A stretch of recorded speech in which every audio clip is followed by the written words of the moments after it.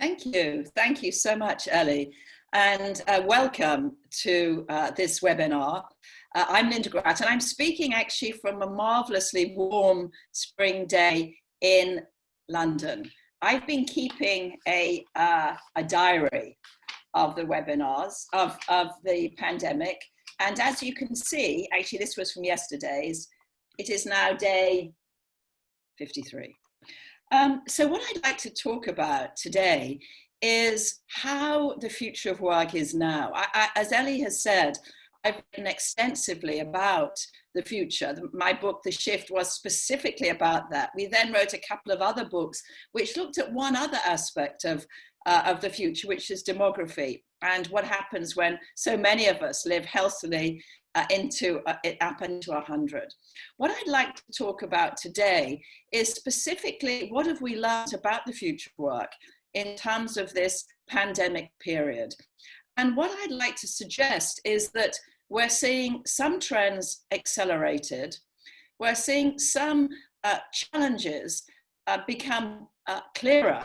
And it's also uncovered paradoxes that we have to really think about. So in the next 20 minutes, I'm going to I'm going to use a set of slides to talk through some of these issues. And then Ellie and I will be open to your questions. So please do keep those questions coming so that Ellie and I can take a look at them when I've finished. So first of all, let me just take you through some of the big issues as I see them with regard to the future of work, which, as Ellie said, has been my sort of passionate area of interest now for more than 2 decades. Let me start off really by just reminding you that the future of work is now. And by that, I mean, you know, that everyone is impacted, and that's going to be important because very often only some people want to move into the future of work, others don't. There's unprecedented levels of social isolation, and of course that's really helping us to think hard about what is it that we want from work, what is it we want from others. And interestingly, boundaries are beginning to break down. Now, sorry, I just need to sort out my computer. I want to look at 3 trends today. I mean, there's actually many more I could talk about. I could talk about, for example, how I think that there's going to be a massive acceleration in technology. I could talk about the real implications from COVID-19 in terms of healthy living, but I'm not going to do that. What I'm going to talk about today are 3 trends which are really about families and work. And what I want to talk about today is first, what's happening within families, particularly in terms of boundaries. Secondly, how are we thinking about virtual working? And thirdly, what are we really learning about flexibility? Now, let me look first at the balance of boundaries within families. One of the interesting aspects, of course, about our life is that dual careers are becoming the norm for many people. This picture that you can see of the carer and the career is not me and my parents, but honestly, in the 1950s, it could have been me. Dad had a career, Mum stayed at home and cared for her 4 children. By the time I started growing up, women had jobs. They didn't have careers, and these jobs were often very flexible. Some had careers, but many didn't. But of course, one of the most interesting aspects of the last 15 years is that women now have careers, partly because domestic appliances mean that we don't have to spend so much time at home. And that really was the family structure for many of us when we moved into COVID-19 earlier on in the year. Now, what we knew before then is that whilst there are dual careers in families, in fact, actually, it's not a level playing field. And if you look at 1965 and more recently, you'll see that women, although they work, still do more caring responsibilities, and they still look after the children more than men do who are working. And although we don't have real data about what's happening right now, anecdotal data suggests that some of that is continuing. So within families where both are working, women are still doing more domestic work within the family, and also indeed they're still doing more caring for children. Now, what's the future of work going to look like, and how has this pandemic accelerated those trends? Well, right now, I think what's really interesting is both parents are being impacted. If you talk to working mums, they'd often say to you, well, actually, you know, my husband, my partner doesn't really understand what it is to run a house. Well, I think all of us understand what it is to run a house. And also at the same time, we're looking after our children and in some cases educating them. And that means that the compartments between work and family are beginning to break down. Now, I want to remind you of this rather famous video clip that went viral last year. You'll remember perhaps that a BBC commentator was at his home in Korea, in South Korea, and his children rushed in. I don't know if you remember the first one, the 5-year-old rushed in, followed by a toddler, a crazy toddler in one of those little toddler things. And only later was the mum able to pull them out. Why am I showing you this video? Well, to remind you how quickly our norms and expectations have changed. This was less than a year ago. And now, even a CEO is likely to have a toddler in the background or a toddler on their knee, or have some sort of family pictures around. Suddenly, the boundaries for all of us have broken down. Now, what does that mean? Well, you know, I speak now as a psychologist, and what we know is that boundaries are really important because they help us to shift from one context to another context. So for example, you know, if I go to work in the morning, this was pre-pandemic work, of course, I put on my clothes, I put on my suit as I have this morning. I've still, by the way, got my jeans on, but you can't see that. Here I am with my suit, with my earrings. I will walk out of the house. I'll have a cup of coffee, not at home as I'm doing today, but in a coffee shop. I'll be reading the FT when I get into the office, and I do all my office rituals. Now, it turns out that that's very important in terms of breaking from one context to the other. And we know that that increases both our productivity and our creativity. Why? Well, because when I get into my office, I forget about home. I forget about the kids. I forget about what I'm doing during the day. And my mind switches. And in that switch, my productivity, I go back into productive work. And more importantly, at work, I have opportunities to reflect and to think. Now, what's happening now? Well, it really depends on your context. And I want to say that it's very difficult, just as an aside, to make any grand statements about how it is for us during the pandemic and how it will be after the pandemic. And the reason why is that we each have our different contexts, and we also have our own character in terms of what it is we want to do. But let's just look at boundaries first. You know, if you're on your own with a job, you've only got one boundary, you and your job. Imagine now there's two of you and two jobs. Well, suddenly you've got more boundaries. Now let's add a couple of kids. And now let's add the two of you with two jobs and two children also negotiating with their schools. That's 7 boundaries. And that's why so many of us are feeling completely overwhelmed, because whereas before you were simply managing from one boundary to another, now you're managing multiple boundaries all the time. And what we know is that that's reducing productivity, engagement, and creativity.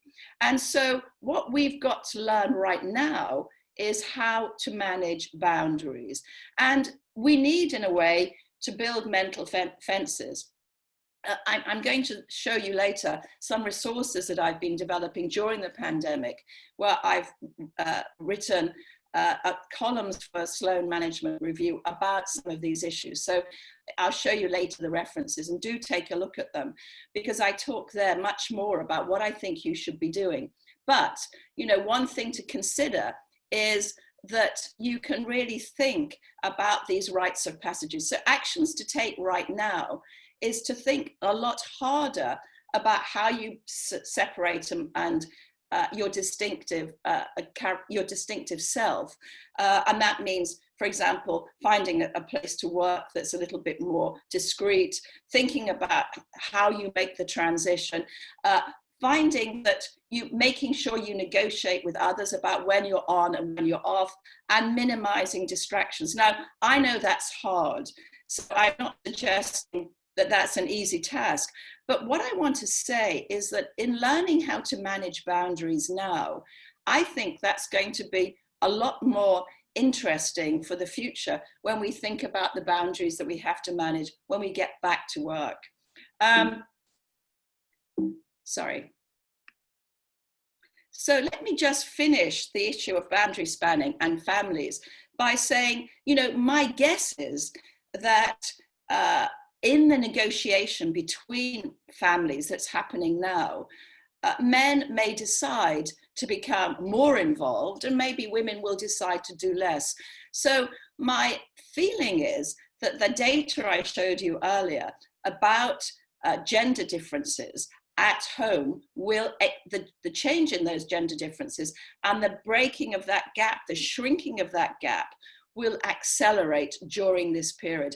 And that's a good thing, because those of you who study why women don't get to the top will know that one of the reasons that that happens is because women have a penalty when they have children. They get paid less, and their salary actually never recovers. So in the end, it's a very significant pay gap.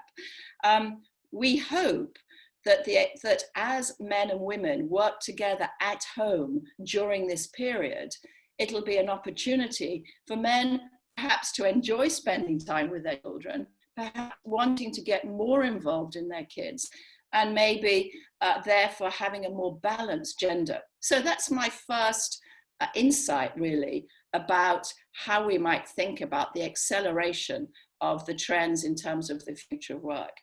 The second is around virtual working. Now, of course, when we work virtually, we don't need to be in our house. We could be in another country, we could be staying with friends, whatever. As it happens, all of our virtual working at the moment is in our homes. But I want you to forget that for a moment and really just ask yourself, what have we learned about virtual working? And the second point I want to make today about those accelerating trends is that we've learned a great deal about how to work virtually. Now, remember that virtual working is nothing new. We're not the first people in the world that are now working from our homes. In fact, from the 1980s, the technology began to allow people to start working from their homes. Those were, in a sense, the social pioneers. Those are the people, the freelancers, the people who were working as marketeers on Elance, who were selling their skills, selling their products on eBay, selling their skills on Elance. And actually what's been really interesting is that very few of you have had big technology problems. I ran a webinar on the 14th of March at London Business School on virtual working. Do take a look at that if it's on YouTube, if you'd like to hear more about that. And one of the questions I asked was, what are you finding right now? So remember, this was the very beginning, and I gave people 5 polling questions. You know, one was, the technology is driving me mad, the kids are driving me mad, I'm enjoying my time at home, it's giving me more peace, I don't have to commute, I feel socially isolated. Now, I don't know what you think people might have been saying on the 14th of March, but very few of them talked about technology.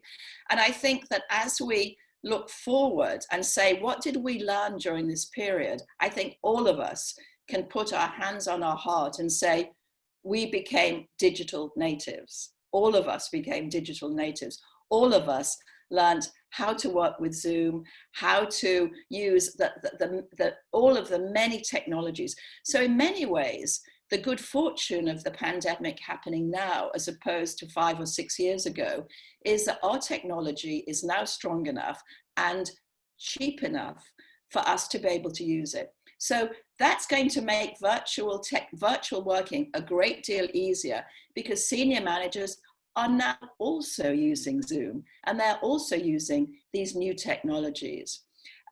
So we're learning in many ways from those early social pioneers who were working as virtual workers. What did we learn from them?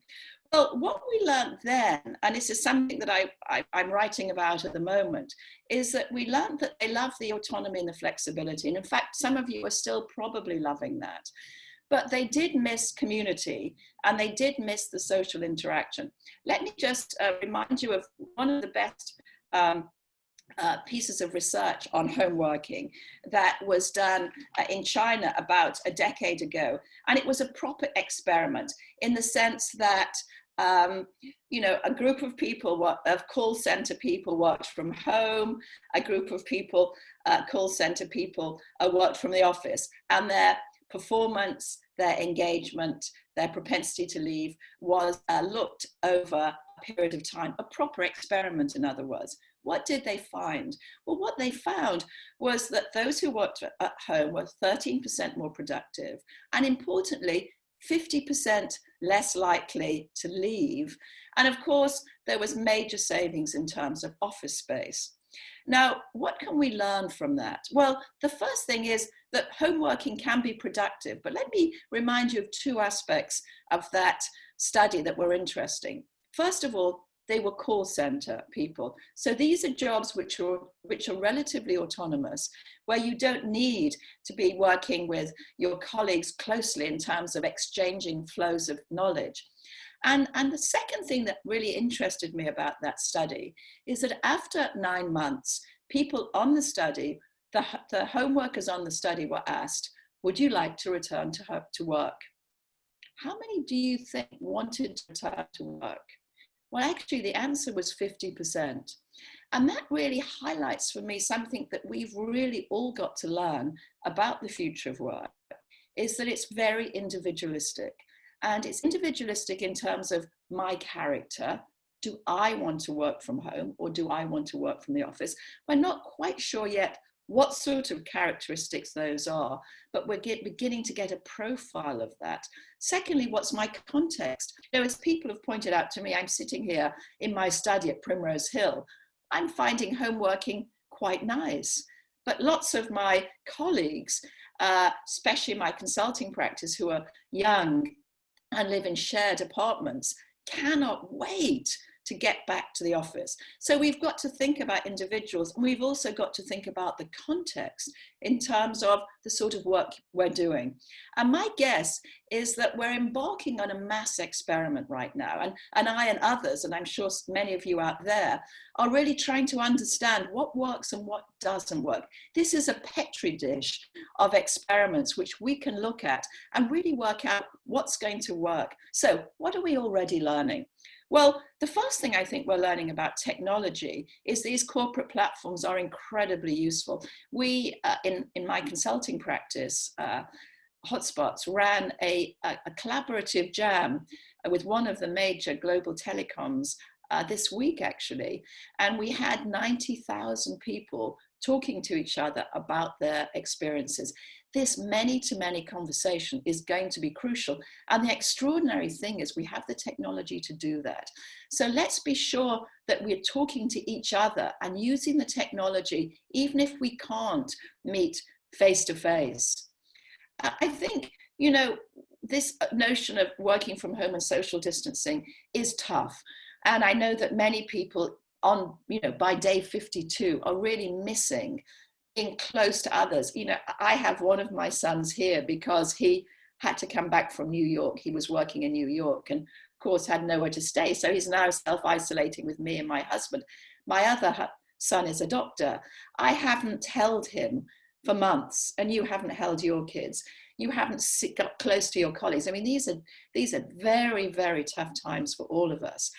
And I think what we're learning is the power of human touch. You know, in many ways, the economists, when we thought about businesses, the economists really were the economists and finance people were the sort of primary drivers of corporate performance. You know, how do you measure a country? Well, by its GDP. How do you measure a company? Well, by its share price and its profitability. I think the very fact that we've moved away from thinking about that to thinking about human lives and human relationships and communities is an incredibly important moment in being a human.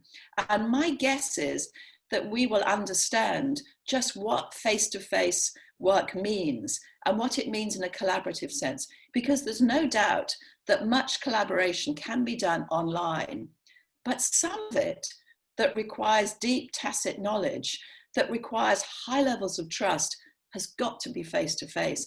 And I think that one of the really fascinating challenges that we face during the pandemic, and indeed following it, is really understanding what is it that we get from face-to-face? And given that face-to-face is going to be at an enormous premium, what should we do to make sure that we make the most of this extraordinary opportunity to be with each other, and also to think about the tasks that we do? You know, one of the reasons I think that the call center experiment worked so well, to remember they had a significant increase in productivity and retention, is these were relatively straightforward tasks. They were answering the telephone. They didn't particularly have to talk to their colleagues.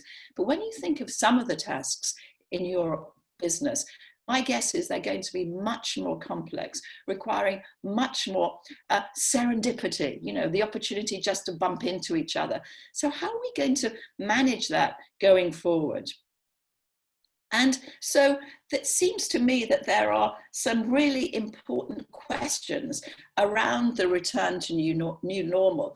Questions like, who will and who won't want to work virtually? There seems to be some sort of characteristics there. What's going to be the impact of virtual working on performance, and more importantly on creativity? How are we going to really think about virtual working for creative roles?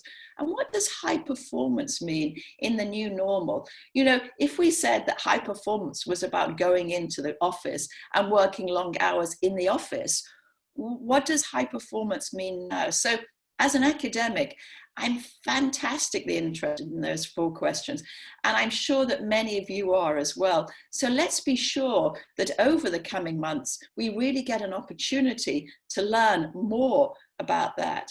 Let me finish with my 3rd point, which I think is no surprise, is about flexible working. And by that, I mean, you know, how do we think about the day? How do we think about the week? How do we think about the year? Those of you who read my last book that I wrote with Andrew Scott, The 100-Year Life, might remember that one of the central tenets of a 100-year life is that our life moves from a 3-stage full-time education, full-time work, full-time retirement, to what we called a multi-stage, where people do many different things and then also have an opportunity to move in and out of work. Well, that's never really been possible. And mostly if you move in and out of work, you get punished for doing so. But we think that this time is giving us an opportunity to think more about when we work and when we don't work. Is it time, for example, to think about the 4-day work, a 4-day week, something that I've been talking about, and I know that many of you have for some time now?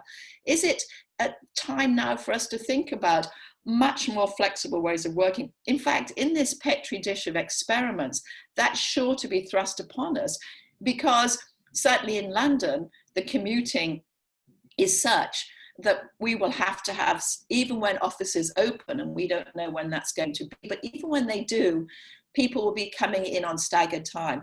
So all of the aspects of the future of work, which I've talked about for years, are now being forced upon us. How do we make sure we really learn from those experiences?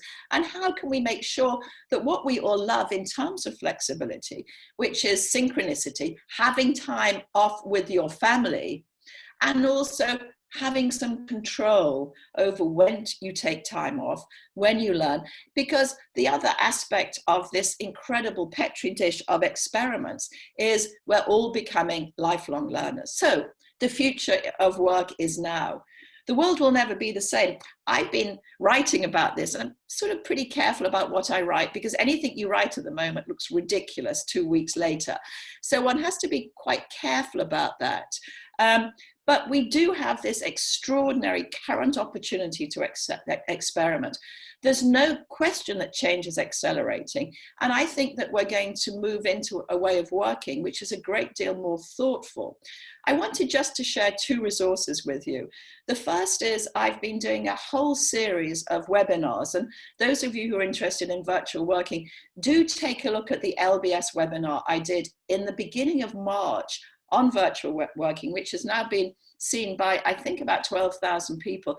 The second point is I'm a columnist for MIT Sloan, and I'm writing a series of columns. So do please take a look at those. And of course, as every thinker 50 is, I have a new book coming out. Now, when you have a book coming out on the 28th of May, as I have, it's easy to say, maybe we shouldn't have a book coming out on the 28th of May. But luckily, when we chose the subtitle a year ago, you'll see we use the words "a framework for flourishing in a changing world."